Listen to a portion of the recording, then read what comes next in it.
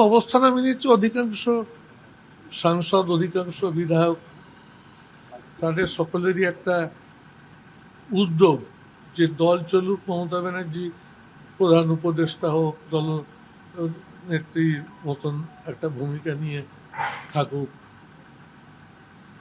আমারও কোথাও এদের আবেদনটা আমাকে স্পর্শ করেছে, তার জন্য আমি সিদ্ধান্ত নিলাম যে এদের সঙ্গে থাকা যেতে পারে।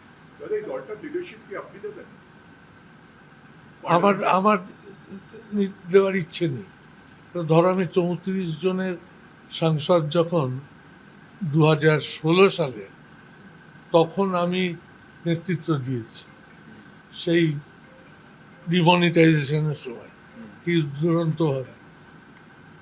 এটা কাকলি খুব উদ্যোগ নিয়েছে প্রথম থেকে, কিন্তু চতুর্দিক থেকে আমার কাঁধে যেভাবে প্রেশার আর অনুরোধ আসছে, আমি খুব বেসামাল অবস্থায় যাচ্ছি।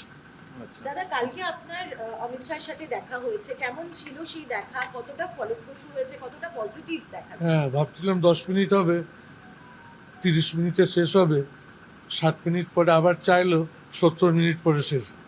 আচ্ছা, তো আপনি দাদা আগামীকাল আপনি যাচ্ছেন তো, মানে আপনি স্পিকারের কাছে যাচ্ছেন তো আগামীকাল? স্পিকারের কাছে যাচ্ছেন? না, আমি এখনো সই করিনি।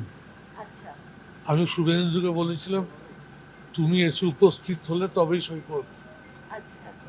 তো দুপুর পর্যন্ত আমাকে বলেই যাচ্ছিল যে আমি আজকে আসতে পারছি না, আপনি সইটা করুন।